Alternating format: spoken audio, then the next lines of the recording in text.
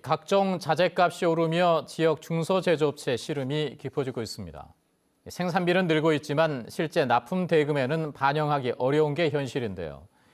울며 겨자 먹기로 공장을 돌리고 있는 현장을 황현규 기자가 취재했습니다.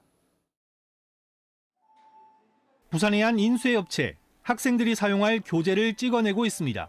문제는 찍을수록 손해라는 겁니다. 주 재료인 인쇄 용지값이 1년 사이 40% 정도 급등했고 글자나 그림을 새기는 알루미늄과 잉크 가격까지 올랐습니다. 하지만 연초에 계약한 납품 가격에 재료값을 반영할 수는 없어 손해를 보며 기계를 돌립니다. 관공서라든지 발주처에서도 이 인상된 폭을 좀 인정해 주시면은 우리 도움이 될 텐데 그게 최고 문제라고 저는 생각합니다. 수입 원자재로 제품을 생산하는 중소업체 대부분이 비슷한 상황입니다. 늘어나는 생산비 부담을 고스란히 떠안다 보니 실질적인 이익을 나타내는 채산성도 악화되고 있습니다.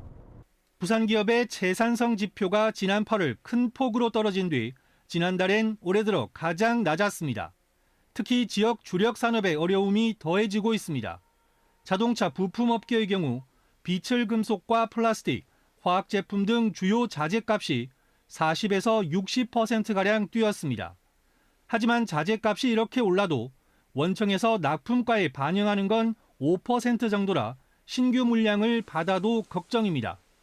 원자재 상승이 2022년도에도 계속 이어진다고 만약에 한다고 하면은 신규 수주를 한다고 해도 힘들겠죠. 빨리 이 원자재 상승의 폭이 해소가 되기를. 원자재 가격은 내년 지역 경제 회복에도 변수가 될 전망입니다. 중소기업중앙회 조사 결과 부산 지역 업체들은 내년도 경영의 가장 큰 걸림돌로 내수 부진이 아닌 원자재 가격 상승을 꼽았습니다.